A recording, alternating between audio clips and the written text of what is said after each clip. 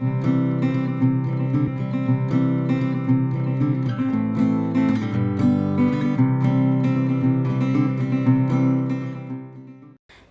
दोस्तों, मैं आपकी दोस्त नेहा। कैसे हैं आप सब। आज हम बात करेंगे इस महामारी से कैसे लड़ा जाए, यानी कोरोना वायरस।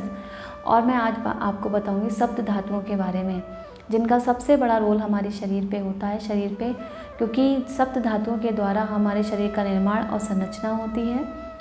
तो सप्त धातुओं के बारे में हम अच्छे से पहले जान लेते हैं, फिर मैं आपको बताऊंगी कि इसमें आप कौन सा योग और कौन सा प्राणायाम आपको करना है कि इस वायरस से बचा जा सके।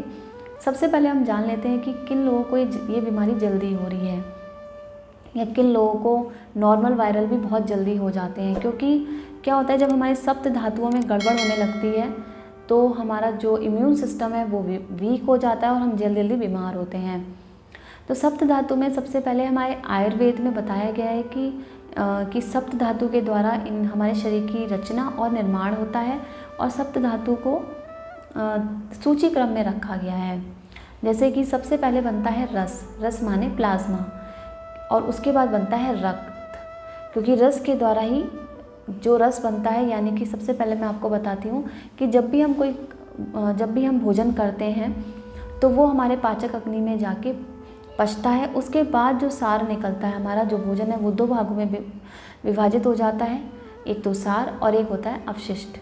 क्योंकि सार जो होता है, यानी कि जैसे मशीन में हम कोई फ्रूट डाल के जूस निकालते हैं तो जूस निकलता है और उसका अवशिष्ट बचता है।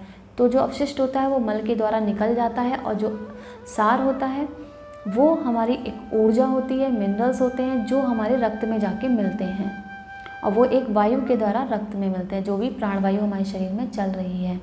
तो क्या होता है, रस का महत्व सबसे ज़्यादा होता है। रस जो है वो हमारे 3 दोषों, सप्त तत्व और पंच तत्व और इंद्रिय, मन और शरीर, तीनों का सबका निर्माण करने का कार्य करती है।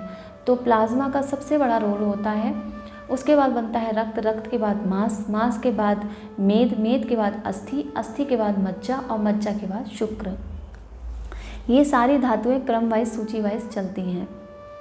तो इसमें क्या होता है कि जब सप्त धातुएं गड़बड़ होती हैं तो हमें सर्दी, खांसी, जुकाम, सिर दर्द बहुत जल्दी होता है, क्योंकि हमारा इम्यून सिस्टम बहुत वीक हो जाता है।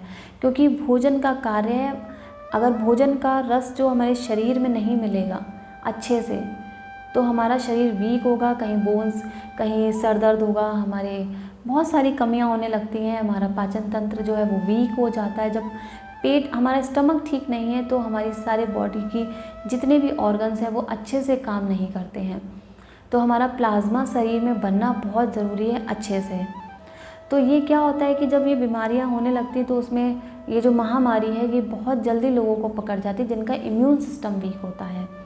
तो हमें क्या करना है, अपने इम्यून सिस्टम को बहुत स्ट्रॉन्ग करना है। हमें अपने खाने पे बहुत ज़्यादा ध्यान देना है, क्योंकि अगर जैसा हम खाएंगे वैसा ही हमारे शरीर को मिलेगा और वैसा ही हमारा इम्यून सिस्टम बनेगा।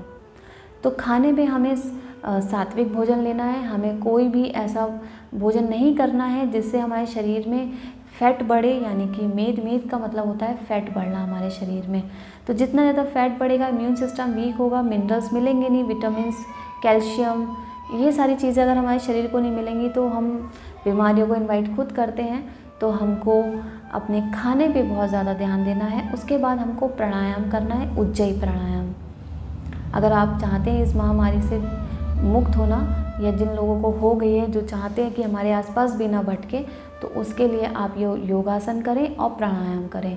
योगासन में आप सूर्य नमस्कार करें। सूर्य नमस्कार अगर आप नहीं कर सकते हैं तो उनके अष्टांग मतलब 8 आसनों से मिलके सूर्य नमस्कार बनता है। तो आप स्टार्टिंग में कुछ आसन करें, उसके बाद आप सूर्य नमस्कार पूर्ण रूप से करें। फिर है आपका सर्वांग आसन, हल आसन और शीर्षासन। ये 4 आसन हैं। आप 4 आसन करें और प्राणायाम करें, और अपने खाने का बहुत ध्यान रखें, क्योंकि खाने से ही आप क्या खाते हैं उसका इफ़ेक्ट हमारे शरीर पे बहुत ज़्यादा पड़ता है। अपनी बॉडी को डिहाइड्रेट ना रखें, अच्छे से पानी पिएं और हेल्दी रहें। और इस बीमारी अगर जिनको है वो प्लीज़ ये सब चीज़ों को फॉलो करें और अपना ध्यान रखें। अगर आपको ये वीडियो अच्छा लगा हो तो इसे लाइक करें, सब्सक्राइब करें। Thank you so much.